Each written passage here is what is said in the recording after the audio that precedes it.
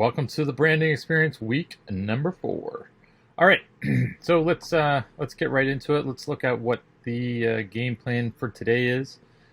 Today we were going to look at brand protection. Last week we looked at how to do that using trademarks and copyrights. We also looked at logos and slogans, and the value of brand equity. And we're going to tie that into brand messaging. So what is it we actually want to convey? What's the message we want to convey to our consumers? Okay. So to start off, I have a video from CBC that shows an example for Louis Vuitton and some of the struggles that brand is getting into today in today's world, and a lot of other brands, especially in the fashion industry, with all the knockoffs that are happening out there. It becomes very difficult. So, anyways, let's get right into it. Let's get into the video, and then we can talk about it.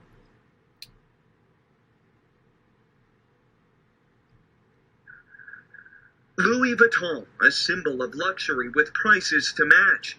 Now the company is taking a new tack to fight all those cheap knockoffs.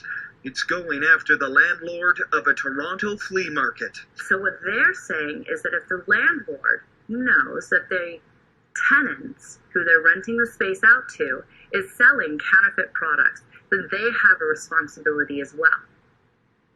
This flea market is named in the lawsuit, but the landlord's lawyer says it's impossible to know what's in every stall. It isn't, hello, this is a Louis Vuitton bag, please buy it at a giant discount.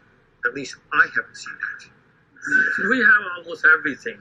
The owner of this nearby flea market agrees it's difficult to know who's selling what, but he says 2 vendors were recently kicked out for selling fakes. We try our best to tell them, leave. If you selling this, we're gonna let you go. They leave, and then the new face comes, and then we have to do it again. Louis Vuitton's lawyers aren't talking, but this fashion lawyer is interested in the outcome. This is new to Canada, and definitely it's very interesting, but it's not necessarily new globally, and I think Canada has trailed behind a little bit. In fact, Louis Vuitton took legal action in New York 10 years ago and won. Devin Rue, CBC News, Toronto. So there's key. So it goes back even 10 years, and this was in the States, but it's interesting now that it's coming to Canada. And you guys may know that it's quite easy to get stuff. The challenge that's facing now is that you can get knockoffs online, right? Overseas. That's something really hard to police in that sense. So can appreciate these brands that have spent millions and millions of dollars, and people are knocking it off. It's difficult, right? There's always going to be that challenge. So let's start looking at brand messaging, and see how it starts, or how we kind of can get to it. When we're looking at brand messaging, maybe we should start by looking at the definitions of it. So the definition, to define the individual key message or messages that you want your audience or your consumer to understand about your brand. So what's the takeaway, or what they call as touch points that we want our consumers to understand? And they've broken it down into 3 categories. So you can start by looking at, change my color here, the pre-purchase, right? How do we get the touch points so that the consumer actually makes the purchase, right? Do we use social media, emails, word of mouth, displays, promos? All these tie in to making the purchase. Then, once the purchase is made, the question now becomes, where do they make it? Do they make it online? Is it the packaging? Is it their website, specifically e-commerce, right? Not necessarily Amazon. How easy the check-in, checkout is. So the whole consumer experience. Do we need to have salespeople? What do they look like? Apple's a good example of that, how they have a different vibe when you walk into an Apple store. It's not the traditional retail layout. Is it more commercial? Is it a trade show kind of product that we need to use? So we need to use that type of event or venue in order to get our product across. So now that once we have it, and a lot of companies end here at the purchase point, but it's really important because remember, we're talking about brand messaging. It's beginning to end. The purchase is only the middle part. So it's the post-purchase part that we want to look at next. Right? We need to follow it up. So the whole customer experience, that's what we're looking at up here. The whole customer experience from beginning to end. So here, when we're looking at post-purchase, we're looking at social media. Just like we did at the beginning, we're tying it into the end. Why? Because if you guys think about it, if there's the one thing that people like to talk about is when you've had a bad experience. And because we communicate so much on social media these days, that can go viral. As you know, there's lots of stories about certain celebrities making bad comments about certain brands or products, and it just devastated the brand equity. So it wasn't something that they could foresee. But now it's very difficult now and it's so, you got to be so careful, right? So they do surveys. They may even have forums about the product. They may even have loyalty programs, right? Costco is a good example of that, when you're having, always having them return to repurchase. And that's what you really want to do at the end of the day. You want them to buy your product once and then come back and start. And it's just a continuous cycle, right? Back and forth. And that's why it's important, because anywhere along these touch points and there's a break, it breaks the cycle and you may lose your customer. And that's really what we're looking at.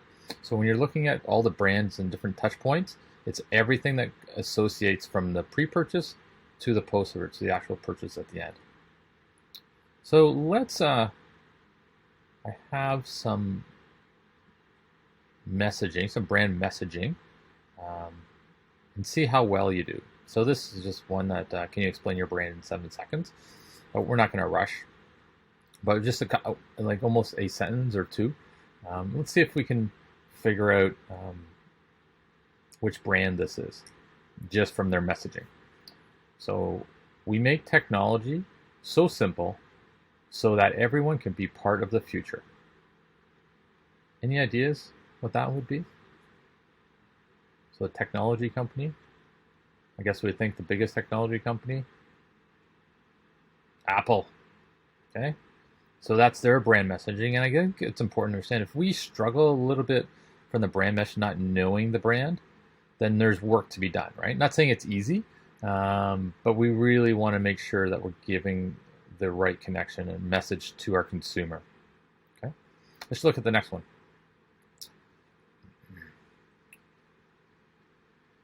When you find us inside your computer, there's a clue, you can trust us to make your computer move faster. When you find us inside your computer, what's inside your computer? There's computer chips. Any guesses which that one would be? Intel processors, right? For sure. Let's look at the next one. Personal moment of escape. Personal moment of escape from a hectic life.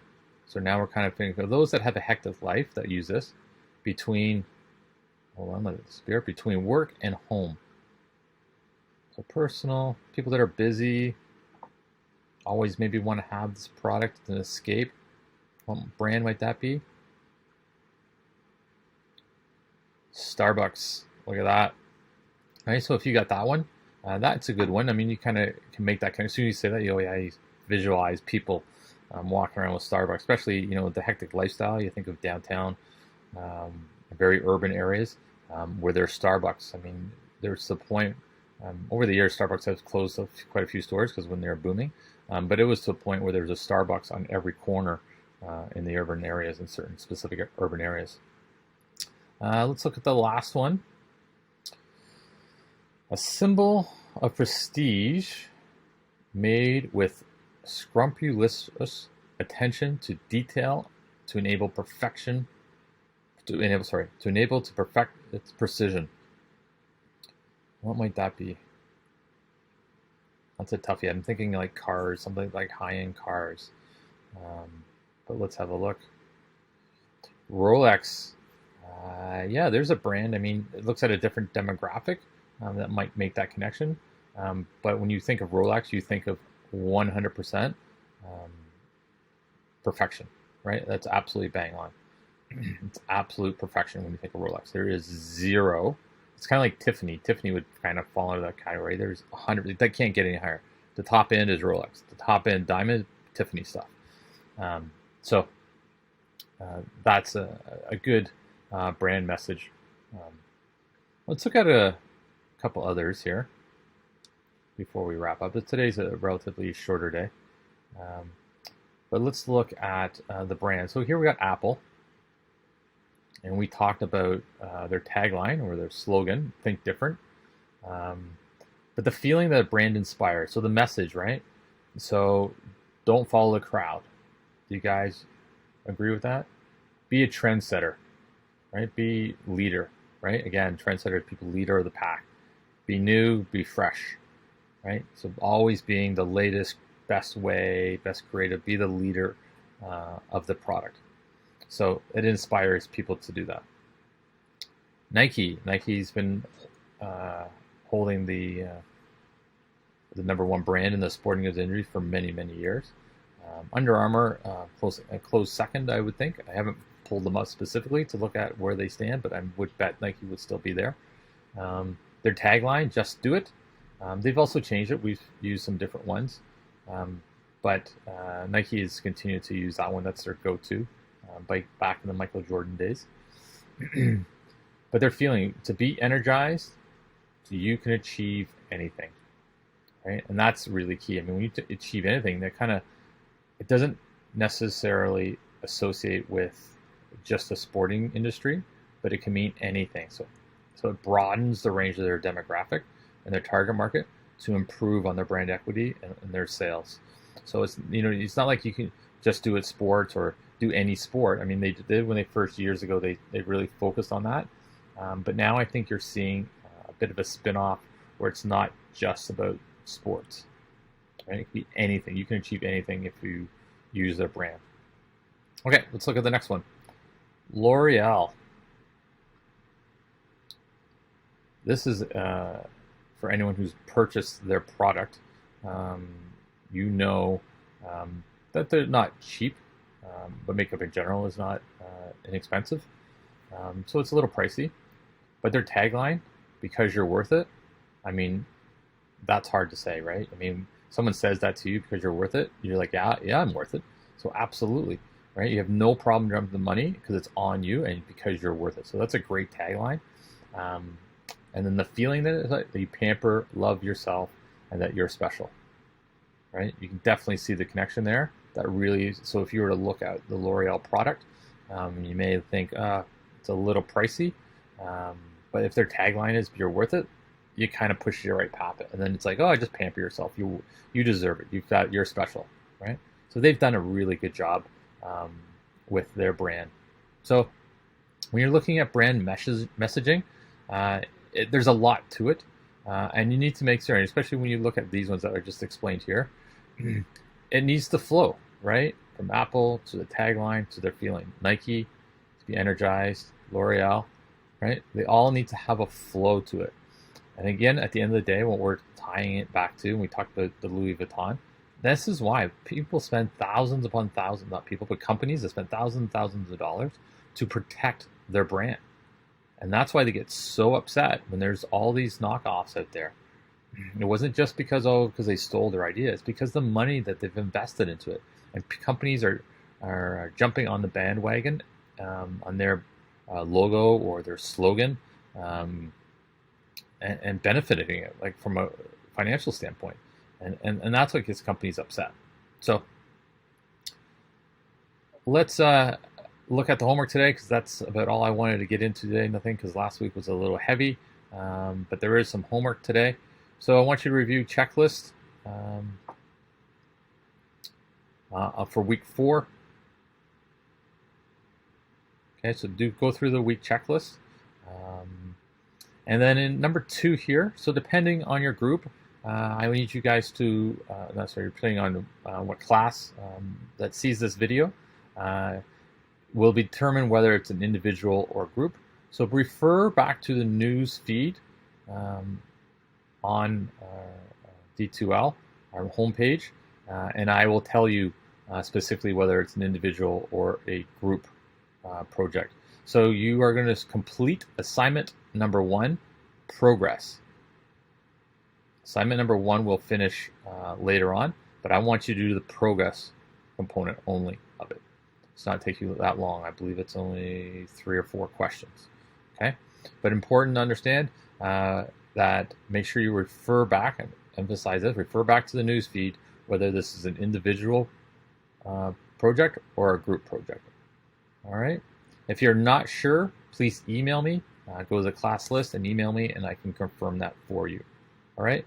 Have a great day, folks. Stay safe, and I'll see you next week.